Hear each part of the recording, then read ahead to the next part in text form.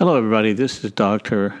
Brett Talley Daniel, MD, and I'm a neurologist and a headache doctor. And today I'll be podcasting on the subject of, does stopping caffeine improve migraine?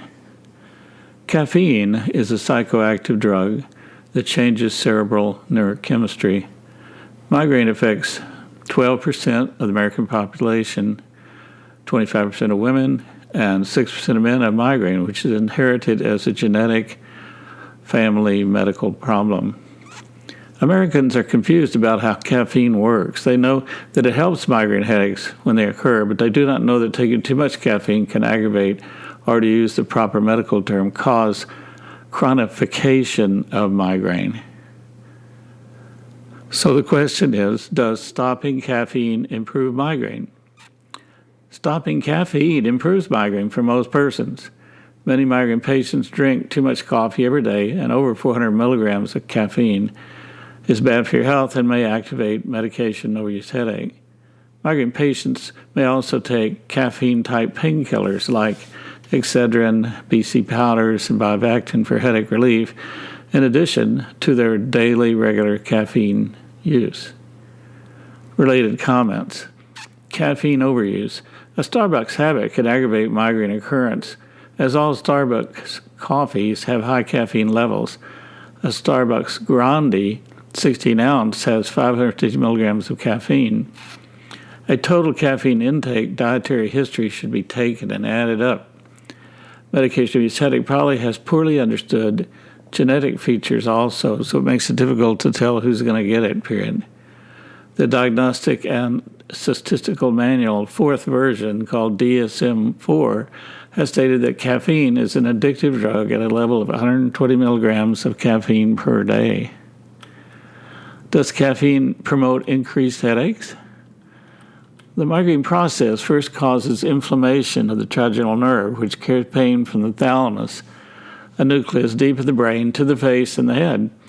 20 to 40 minutes later, the ganglia of the trigeminal nerve and the cerebral arteries start releasing the inflammatory neurochemicals neurokinin A, substance P, and CGRP in the brain, which cause cerebral artery vasodilatation and inflammation of the trigeminal nerve, the arteries, and the thalamus.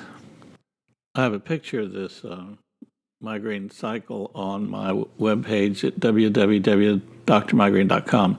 These neurochemicals remain in the body for 4 to 72 hours and are metabolized in the liver and then removed from the body to go to the toilet. An episode of migraine is defined as lasting 4 to 72 hours. However, in some migraine patients, on the second or third day of their migraine, if they take caffeine, NSAIDs like Tylenol, Aleve, Advil, opiate narcotics, or butalbital, then they get 3 more days of the inflammatory neurochemicals, and the migraine headache continues. If the patient continues over-treating with painkillers, the headache becomes chronic and more intense. It's like someone pouring gasoline on a wood fire, which just keeps burning as long as there's wood and gasoline, and in that story, caffeine is the gasoline. Daily headache develops the patient that develops chronic migraine, which is defined as at least 15 headache days a month, 8 of which have migraine features. Caffeine taken daily in this situation is one of the most common drugs which causes chronic migraine and medication use headache. Thus, caffeine taken at low dose and 2 days a week only may treat mild migraine headaches, but at higher doses, it worsens the situation for certain persons and causes medication overuse headache. Now I'm going to talk about an article on how stopping caffeine improves migraine. This was published by Dr. Lee et al. In the Journal of Headache Pain 2016, and it is entitled Caffeine Discontinuation Improves Acute Migraine Treatment, a Prospective Clinic-Based Study. It's an abstract review. So the background, caffeine has both excitatory and vasoconstrictive effects on the central nervous system. Caffeine use might be associated with development of and chronification of migraine. We aim to evaluate the effect of caffeine cessation on the acute treatment of migraine. Methods.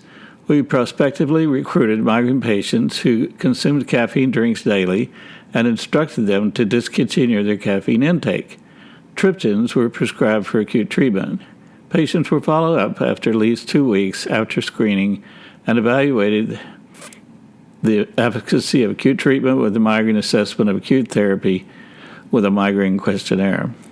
Excellent efficacy was defined as migraine score of 4, chronic migraine, body mass index, allodynia, depression, anxiety, antiemetic use, and use of prophylactic medication were included in the multivariate analysis of this group of persons' findings.